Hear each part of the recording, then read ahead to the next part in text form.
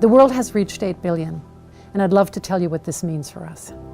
The world reaching 8 billion is not a catastrophe. In fact, it's a grand success globally. More people are surviving, life expectancy has increased across the world, healthcare has improved, and more people are thriving.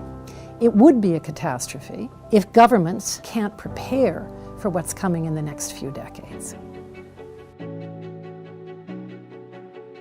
The population of mankind is not likely to keep rising forever, at least as current predictions show.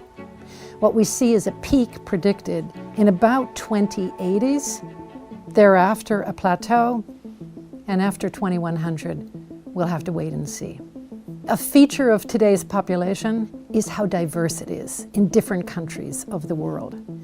Imagine, for example, that there are 8 countries that are going to be responsible for half of all global population growth between now and 2050.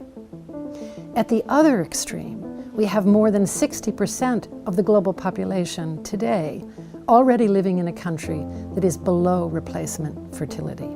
And more than 50 countries are already in population decline. Another example of population diversity around the world is age. The median age in Europe right now is 41.7 years. In sub-Saharan Africa, the median age is about 17 years. That difference is greater than it's ever been in human history that we have record. Long ago, everyone was young, so to speak. Life expectancy was low across the world, so most countries were similar to one another in being young. Eventually, with time, we probably expect with more life expectancy and declining fertility that most countries will be older.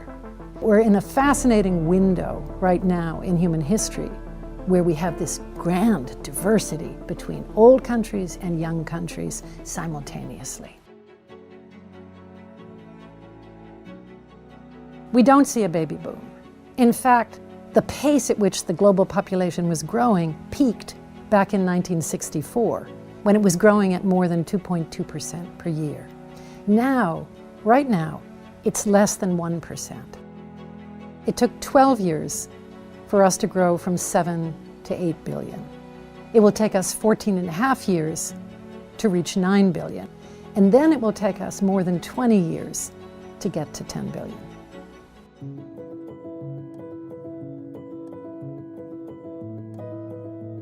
Birth rates go down for many reasons.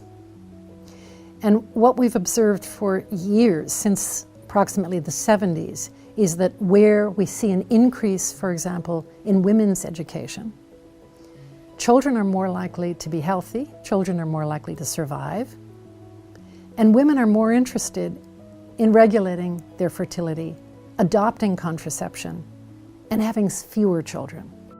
So while we think about reproductive rights, historically, it's very much about enabling women in couples to avoid pregnancies that were unwanted. Today, we have to recognize that reproductive rights embraces also enabling people to have wanted children.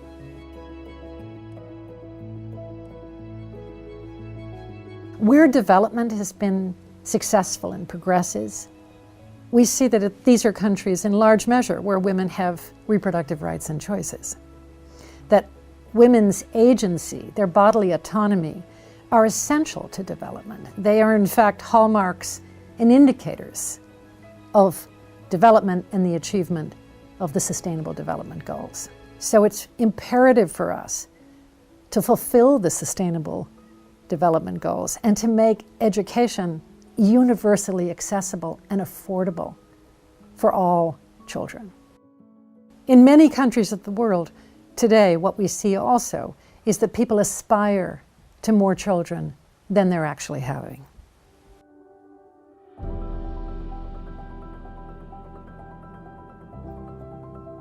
Across Europe, we saw a diversity of responses in terms of birth rates and the pandemic. In the majority, countries actually had a decline in birth rates 9 months after the onset of the pandemic, when lockdowns were happening. And that seems to have been relatively temporary. Those numbers have rebounded in the majority of countries. This is not unusual. This is similar to what was observed in the Great Depression.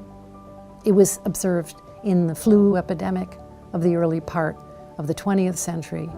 In periods of economic uncertainty, history shows us that people postpone getting pregnant, that births decline, and those recover in almost all cases within a relatively short period of time.